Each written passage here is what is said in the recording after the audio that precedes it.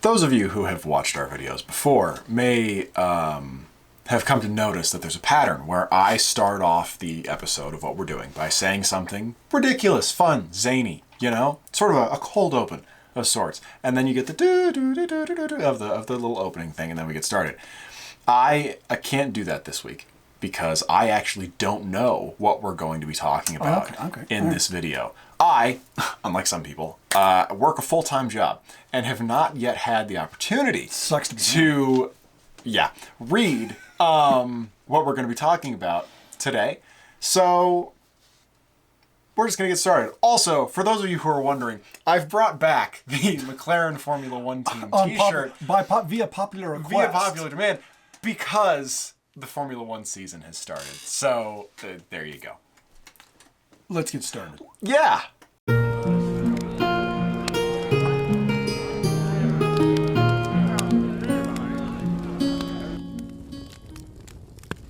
Boy, isn't that intro sequence great? You had trouble saying it that time. I did too. I had to really force it through that one. We just tried to do that here a second ago. And intro sequences. Yeah, his brain's not working terribly well today. Nope. Today?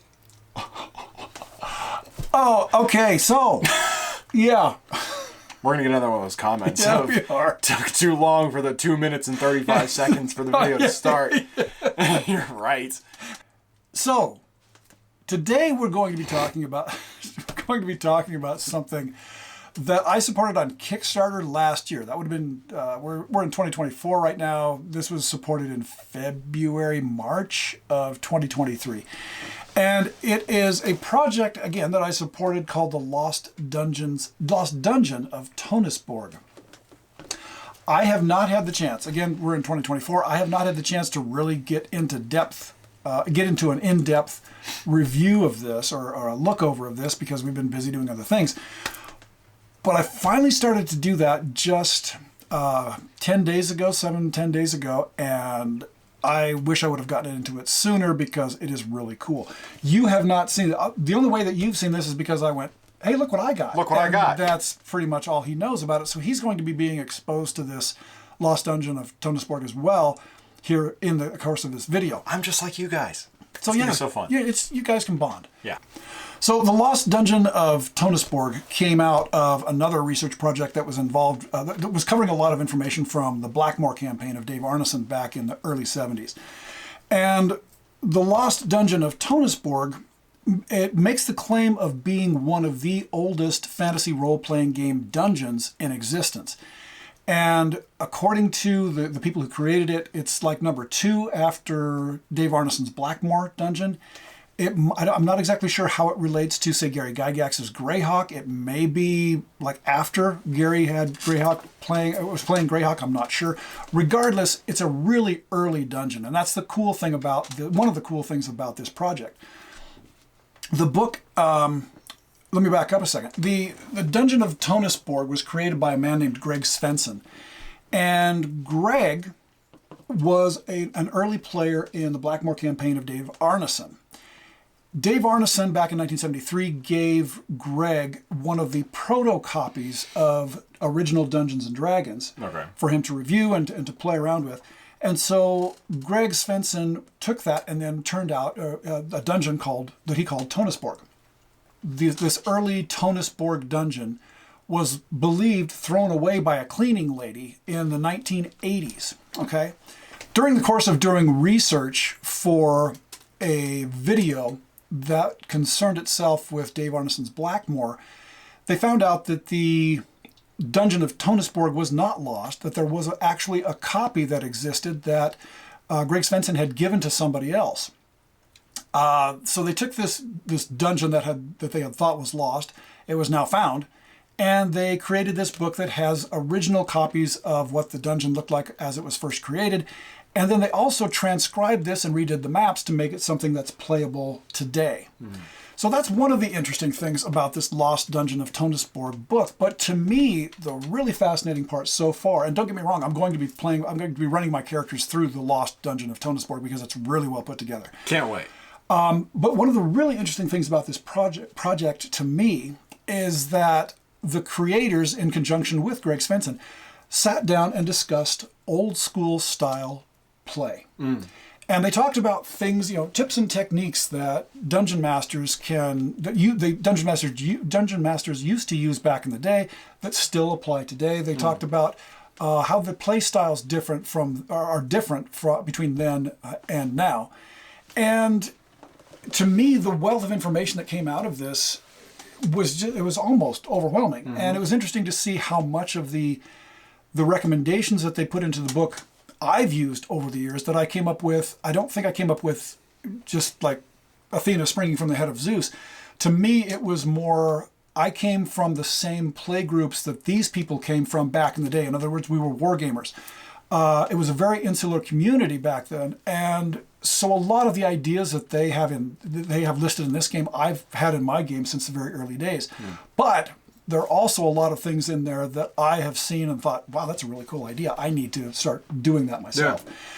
So what we're doing here is we're going to have a couple-part series. Right now I'm looking at least a 2-part series, possibly 3, because there's a wealth of information to get through in this book. If you guys like it, that is. Yeah, if you like it, we'll continue doing it. If we don't get a lot of interest and you go, yeah, do something more interesting, then we'll probably not finish it. But I think it's going to be at least a 2-part series. Yes. But it might end up going on beyond that. We haven't done one of those in a while, so buckle up. So yeah, settle in, get your favorite drink, and let's jump into what I am calling, for lack of a better phrase, the wisdom of Tonisborg. So this is the book, The Lost Dungeon of Tonisborg.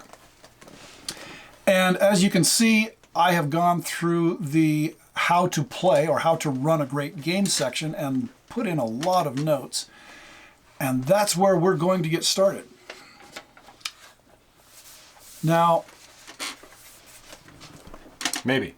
The problem is I used a lot of stickies in this that had run out of sticky and they've fallen out. So we're going to have to go back through and hope that I have these in the right place. But the book itself gets heavily into the relationship between dungeon masters and players.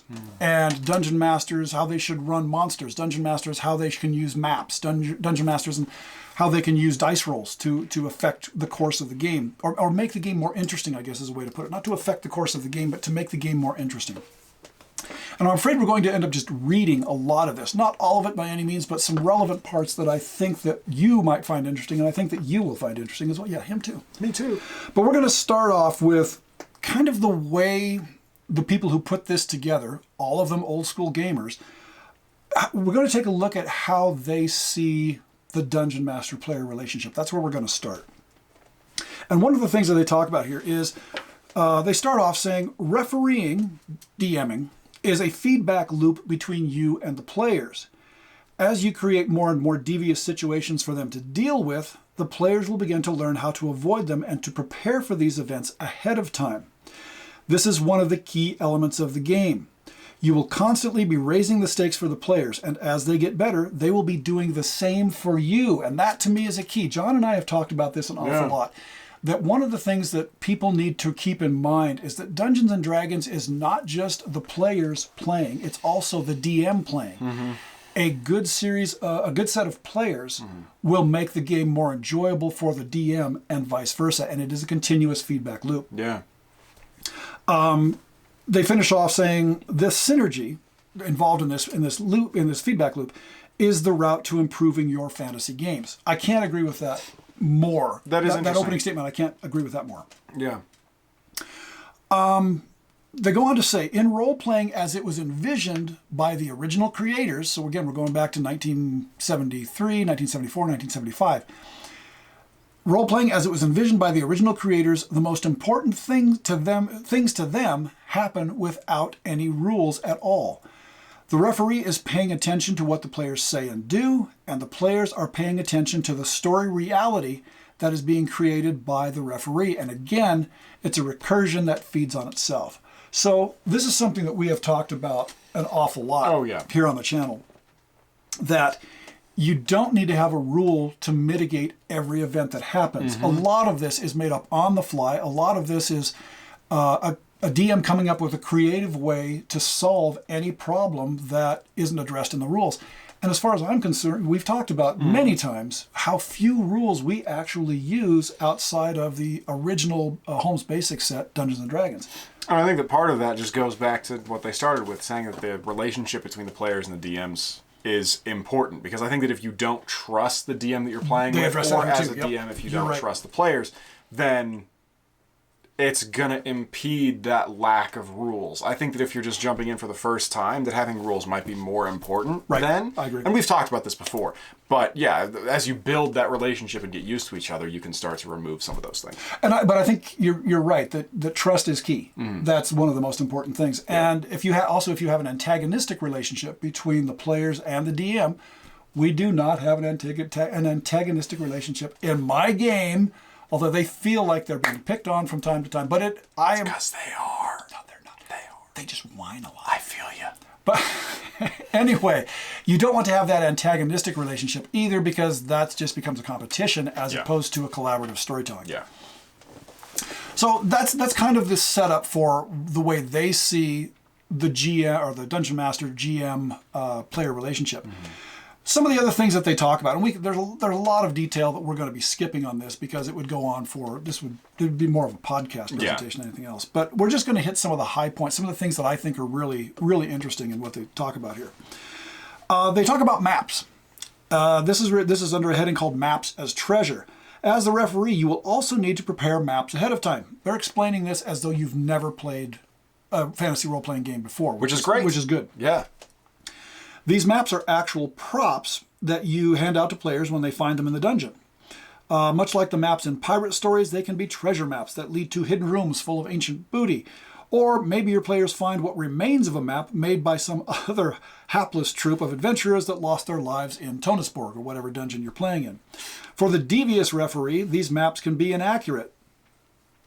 Never done that. No. Misleading, or may not reveal the location of pits and traps, or at least every pit and trap. So one of the things there, give them a map where they think that it has all of the pits and traps and whatever spelled out in paper form, but maybe it's only 2/3 of them. Last time we played, he got me with a trap for like the first time in a long time, and it didn't kill me, but the disappointment on his face when me and the other individual who were affected by the trap survived the experience, he was furious. It's because he's a bad person. I'm not. I just run an exciting campaign.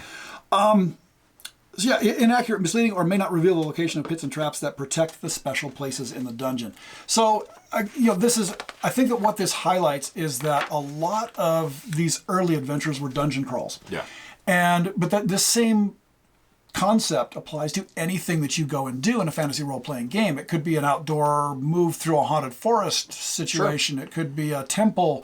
It could be finding your way through a palace. There are a lot of different places where this thought process of mapping and understanding your surroundings and possibly misleading the players about their surroundings, all of that plays into this whole concept of a map. Yeah. I think it's a really interesting thing that again, it got its start way back in the dungeon crawling days, but it applies all the way across the board now. Even going through a market, the same principles apply.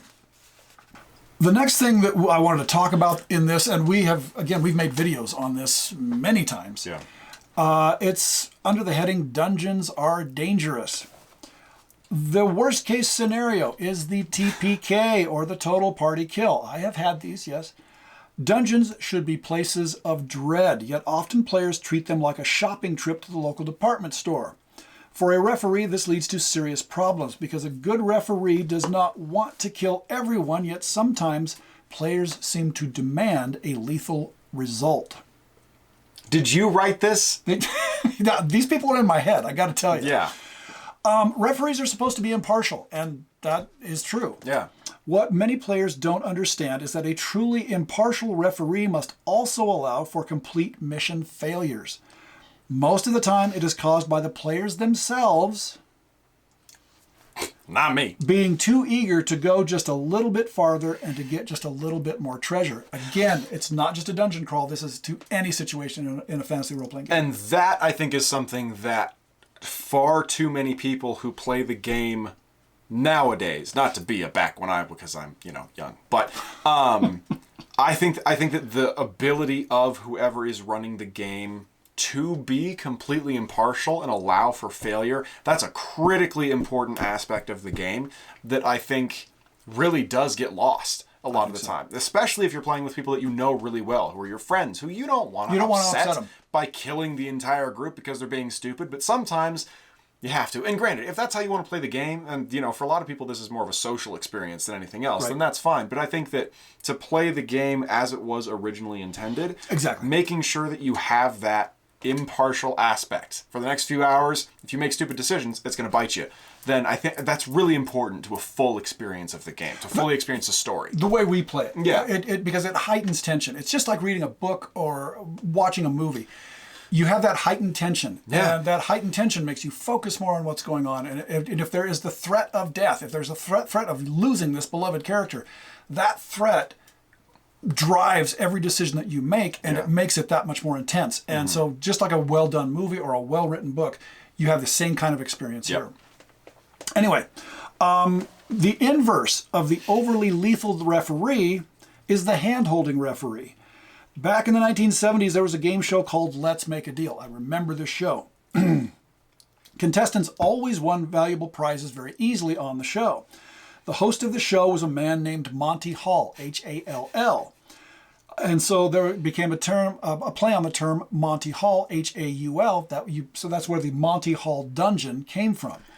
If a referee became too easy on the players, and players began to amass incredible amounts of experience and treasure, not to mention lots of super powerful magic items, the referee's dungeon would get referred to as a Monty Hall dungeon. It was considered an incredible insult to any referee to have their game labeled a Monty Hall dungeon. Now, and it ends up saying, don't be a Monty Hall referee. I do enjoy that. I just think that's funny. So Greg Svensson, the man who came up with Tonisborg, who designed Tonisborg, and his friends learned to be keenly aware of their character's mortality, and this kept them cautious and afraid. Yeah. They didn't know to play this way at first. Dave Arneson taught them to play this way. Dave Arneson, the person who created Blackmore, who really created the first fantasy role-playing game Dungeon. Dave Arneson taught them to play this way by keeping the game difficult. When you are teaching your players how to play and they insist on creating their own demise, it is your job to provide a good lesson for them. You should never shy away from letting characters be killed or even having a total party kill. Yeah. A couple more things here, and then we're going to cut this phase one of this series off, and then we will be addressing it again in another video, addressing more of Tonisborg, the wisdom of Tonisborg, in another video. Having said all that, they have a heading here that says, always make sure your players feel they are being treated fairly. And this actually is really important. Although some players will always feel they're being treated unfairly if they end up getting a character killed. But you still have to do your best to make them realize that you're not killing them just for the sake of killing them.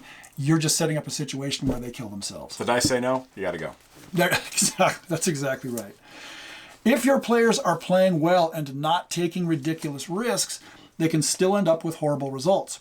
Sometimes the die rolls will lead to a situation or a lost battle that the players cannot avoid. What did I just say? Or worse, they wander into a very dangerous part of the dungeon where the monsters are a lot tougher. These kinds of adventures can be disappointing to your players because the game won't seem fair to them. Yet, you can keep things fair despite these unavoidable pitfalls. Dave Arneson had a very deadly vampire on the first level of his dungeon, yet he would never use this monster to attack players outright and kill them all. What he would do is... this is a quote from Dave Arneson. My practice of warning players is to give them about 10 turns where the number of rats watching them builds up considerably before the encounter with said vampire. If they are smart, they flee back to the Great Hall or escape into the depths of the dungeon. I like that. This is a typical thing that, and a lot of times, I've got to say, you guys don't pick up on some of these. Yeah. Or you choose to ignore them. Yeah. Especially once we get to feeling safe. Mm-hmm. Because we've especially recently, we've done a great job of being aware of things when we first go into a place. Yes. But as soon as that sense of self-assurance starts to build of, okay, nothing's happened so far, we're probably going to be fine. Not keeping in mind the fact that nothing has happened so far because we've been so careful. That's when things start to slip, and then we start to fall down into weird little traps, and rats start to attack us. So yeah, as a dungeon master, I always try to give subtle clues that things are getting worse here, guys. Yeah. Why is there a hole dug into the wall over here in this ancient dungeon that has fresh dirt, has moist dirt around it, which means it's a recently dug hole by a creature that's pretty darn big. Don't ignore things like that. Yeah. Make sure that you pay attention to those kinds of things and prepare accordingly. And always, always, always watch behind you for things that might happen. Not even look behind you. Look up at the ceiling. That's the big one. I don't care where you are. I don't care how safe you feel. If it's 6 feet tall, look at the ceiling the whole time you're going. There's something up there. In my campaign, they're often People don't look up as much as they should. So, and Dave Arneson continues with some of this same thought process. He told them that these games are drawing from this kind of concept just as basic to storytelling. It comes from movies. It comes from books. And there's no reason in the world why it should not be present in your role-playing game. Yeah. He says, foreshadow a big event with clues. In fact, the clues are more like a blinking neon sign that is telling the players something really bad is about to happen and asks, are you sure you want to stick around and deal with that? Don't be subtle when you foreshadow a really dangerous encounter. Your goal is to teach your players when to avoid overpowering combat odds. You have to be very clear on how tough an encounter is before combat begins. If they do decide to stay and fight the super bad monster that you're hinting at, well then, it's their own fault because you gave them fair warning. I'll finish up with this one last little bit of wisdom here before we end the video, and then again, we'll continue this in another video.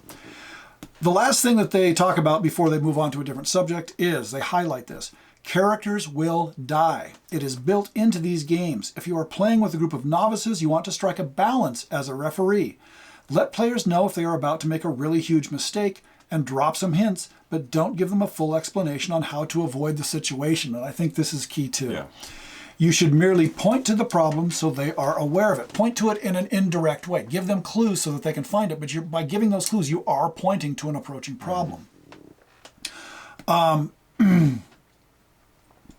Also, make sure to provide potentially lethal encounters, yet be fair so that they feel like the players are playing with you, the referee, and against the dangers that you have created for them. And I think that's really good advice. I think that's probably the best possible way to look at it, because it really is, the term they've used a lot here is collective storytelling, which is exactly what it is. You're making this fantasy or science fiction or whatever else game that you're playing world come to life, and you're only able to do that through that mutual relationship. So as soon as the competition starts to enter, characters can have competition with characters. That's one thing. But making sure the players are all working together to try and tell this cool story that's been set up for you, that's what it comes down to. And that's what makes the game so much fun.